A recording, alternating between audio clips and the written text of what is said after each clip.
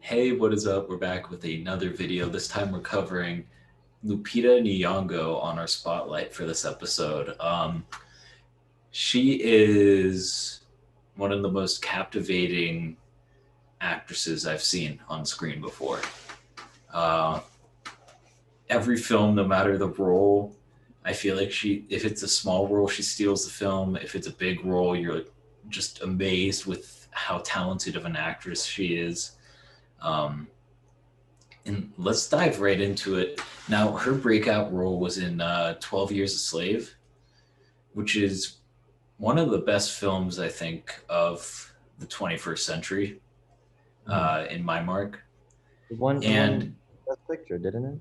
I believe so. And I believe that's the Oscar she got for it, Right. for Best Supporting Actress. Mhm. Um, I have not seen. I have to be careful to make sure there's not another supporting actress performance that maybe is better. But Mhm. off the top of my head, I don't think I remember seeing a better performance from a supporting actress in a movie of just like showing someone what the experience as a slave is like. Okay, we can jump over. Yeah, yeah, that was really loud, right? Yeah, I was just like, it's okay. We'll dub it over. Or we'll edit it. Yeah, let me pause it. So, getting specifically into 12 Years a Slave and her performance, I think there's just a level of acting and bringing out emotion with whether it's large scenes or really small scenes, whether it's between her and oh my gosh, I'm blanking on his name. Is it Chiwetel Ejiofor? Yes. Yeah, it's the Okay. lead. Um, whether it's a scene with him or with Michael Fassbender, who plays an all-time villain Hmm. in this film, um, it really is amazing to see her act. The one thing is I haven't seen this film in a while, so it's interesting as a film gets further and further away. It becomes more of like a memory of like, wow, that was a great performance. Hmm. Um, and I know for me, my memory is short, so normally like 4 years after I've seen a film, I'm like, oh, what was that about? But there is something about this film that sticks in my head, as a whole, and then Lupita Nyong'o's character specifically, I remember watching the film for the first time and be like, wow, this person is a star. And as we go into some of her next films, she is definitely that star. Now, her next film came out in 2018. I don't know if you've heard about it, um, but it's a film called Black Panther. We're not quite going in chronological order, but we will get back to it because the other one's a different type of role. Okay. But Black Panther, she plays the love interest to Chadwick Boseman, as well as like a CIA type spy, but Wakanda's version of the CIA, Hmm. um, infiltrating this military smuggling group. Uh, and I think from the first scene, it really set the tone of the relationship between T'Challa and Nakia, right? That's her character's name. Yeah. Um, and just the way she interacts with other characters, the great back and forth. Um, I think everything about this and the way that she develops the love story between the two in a way that feels organic. Um, but she brings such a power, and she's great in those fight scenes. Like they're small fight scenes Yeah. relatively, but she brings a presence to them when she finally, spoiler alert, she doesn't want to be one of the um, I can't remember the name of the guards, but essentially The Dora Milaje. Dora Milaje, yeah. She doesn't want to be one, and then at the end when she puts it on, I felt like that was a cool moment character wise. I feel like this is a fun character. Nick, I'm going to throw it to you. Um, like Black Panther has a huge cast. There's like, and all of them like stand out in their own ways. And like, she's not even like the core female character. There's Shuri, there's Queen Ramonda, there's Okoye. But I always loved how she was in some ways the most like subtle, but she like she felt the most in some ways. She was just like this. She was this really important perspective. I remember the first, or I think it's the second conversation actually between her and T'Challa, where she, like T'Challa's like stay here, and she's like, no, I have like a duty to the world, not just Wakanda. And already from there, she was established herself as this like very key perspective in how like the arc of like everything else, like T'Challa and everyone and the rest of Wakanda like took place. And I don't know, she as always impressive from like any like large cast, like um the fact that you're still able to like people are like, I know you, I remember you, like that's a really good thing. And she imparts Nakia with such like both her and Okoye are characters with like a lot of attitude, but they're still so distinct. And it's just not in the look. It's just the fact that like um oh god, Danai Guerra, I think is who is Okoye, and then Lupita.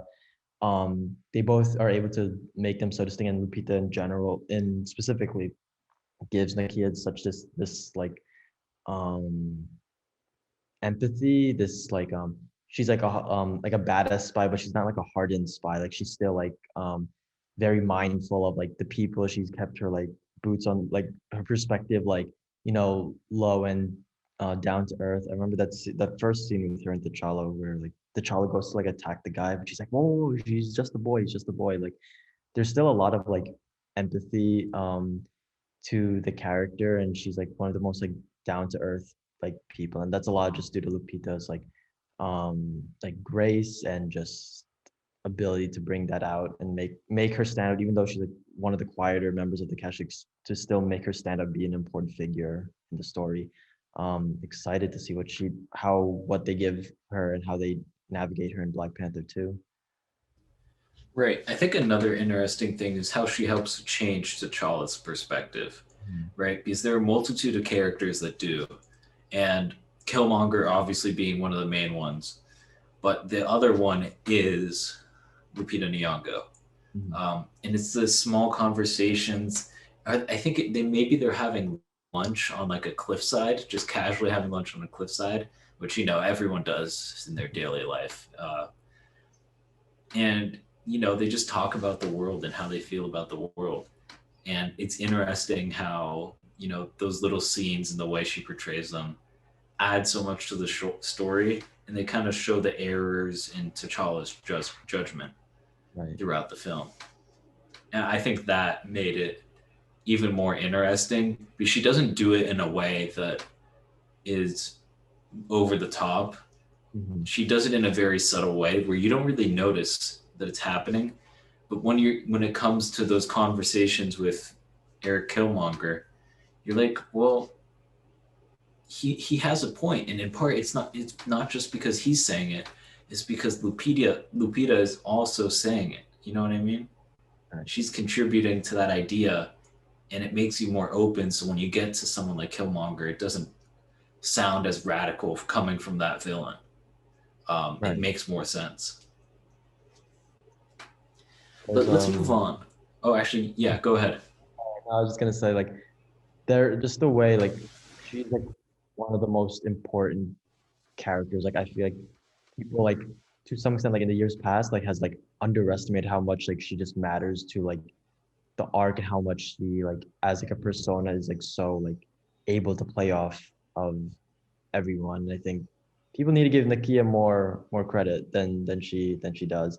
I know a lot of people like still want Shuri to be like the next Black Panther or whatever. But I'm like, if they made Lupita Nyong'o like the successor or whatever, I mean, yeah, I guess that's another conversation. But like, I wouldn't be mad. She influenced him so much, and she had such a good rapport with him. Yeah, I mean that would be interesting. Hey, I hadn't even thought about that as a possibility until you said it. Now I'm like, that would sound good. Mhm. But let's move on to a next movie. Now, this is a motion capture performance, voice performance. It's in Star Wars, The Force Awakens, And I think Last Jedi as well. barely in The Last Jedi, and in The Rise of Skywalker. Right. Um, and she plays Maz Kanata. And I think we'll talk about The Force Awakens because that's really the film where she shines. Right. Um, I think I don't know how much of the motion is the CG and how Mhm. much of the motion is hers. So it's hard to judge on that. Yeah. That's always been the problem with motion capture. You don't know how much of who is one thing versus the other. Mhm. But the voice, she brings this wisdom that you buy that her character's been alive for 1,000 years. Like just the way she talks, there's this wisdom to it. Um, I love those scenes where, she like flips on her glasses and she's like Yeah. inspecting Right. Finn. Um, there's just a wisdom that she brought that I think in that moment was really interesting because it really helped explore characters further. And I think it's important to notice as a supporting character how an actress helps push forward the narrative. Right. And it felt like a really natural way of doing that, the way she did it. And you felt like, yeah, this is what someone who was 1,000 years old would do. And the rapport, I love the lines with her and Chewie, like, "Where's my boyfriend?"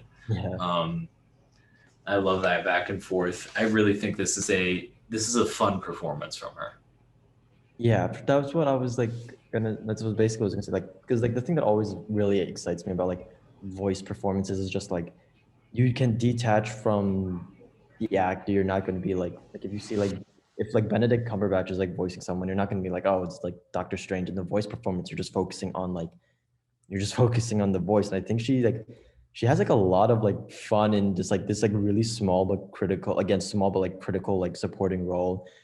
This is like there's like a lot of like weird like not weird like just like kind of like a little off kilter energy. Like she kind of like kind of she kind of sees through the BS and she like knows what's going on. And there's like this quirkiness to her character, which when you compare it to like the very like intense her the very intense character she plays in 12 years. Sorry, I'm blanking on the name. And then you play, and then she has like this like badass spy in Nakia.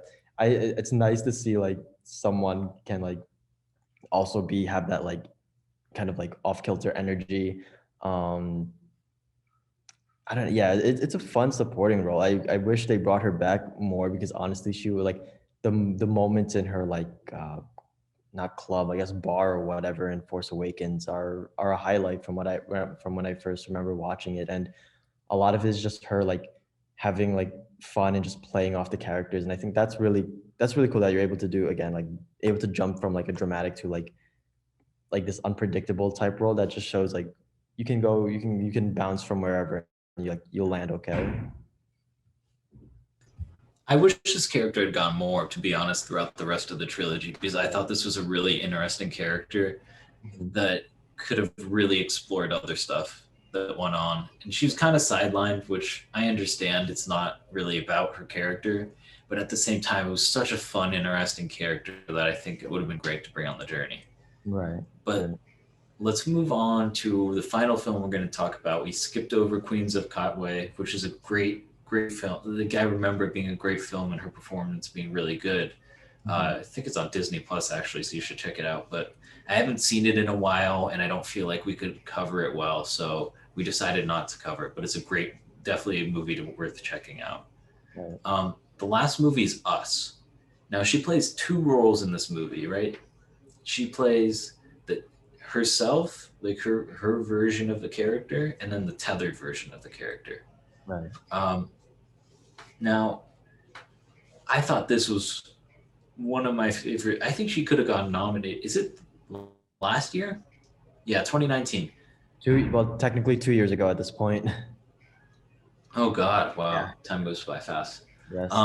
Yeah, 2 years ago, 2019, she could have been nominated for Best Actress, I think she uh, was proud. just because the Mhm. character work is amazing. Mhm. Nick, I'm gonna turn over to you first. What were your thoughts on this performance?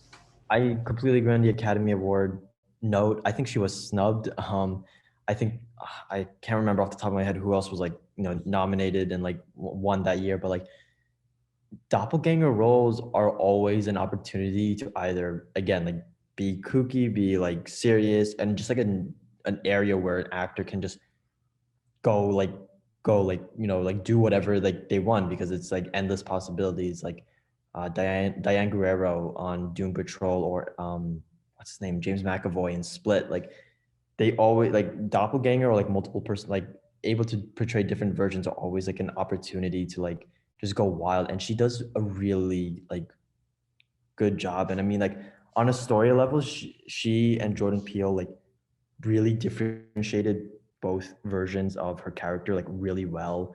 Um, and I don't know, it's like more than just the fact that like, oh yeah, one's like in red holding scissors and the other one is like haggard and like covered in blood. Like you get this sense like just that first opening like conversation they have, and she's like she's asked like who are you, and she's like, and the tethered one goes like we're Americans, but she says it in that like gravelly like damaged like voice, and she has that like 1,000 mile like stare into like nowhere. Like it's she did such a good job at being able to like differentiate the characters, which in like that type of like character or characters like you have to be able to like convincingly be like, oh yeah, these are different people. um I also have to give a lot of credit to her body language, like especially during the final fight. The way like a lot of the performers who did the tethered versions did this, but like the way she like I don't know how to describe it, but like the way they ran or whatever, the way they were like hunched up and the way they were like scattering like all over. Like I thought that was such a great way to like show again, just show the difference between the two. And like when she's in her normal version, her like very like this wounded, like flailing, like doesn't know what's going on. Like I have to give a lot to how they just I guess choreographed her and how much she like how much personality she brought into the body language. I agree. I so the people who were nominated that year, just to give you guys an idea, was Scarlett Johansson for Marriage Story, Saoirse Ronan for Little Women, Charlize Theron for Bombshell, Renee Zellweger who won for Judy, and Cynthia Erivo who won for Harriet.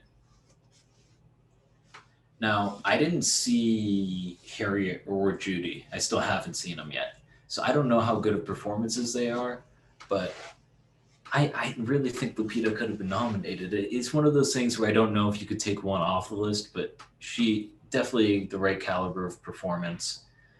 Um, I've always been interested in how an actor or actress approaches a role, and I can't imagine approaching this role playing two characters that are polar opposites, and like you talked about before, developing that voice because that is a crucial part of the story, and she really kills it. Like you feel really creeped out when she enters the room, the way she talks, the way she contorts her body to move in certain ways. Um, that just like deathly barely have a voice way that she speaks. Right. Um, and I think that final scene between the two, the tethered version of herself and herself, is really impactful.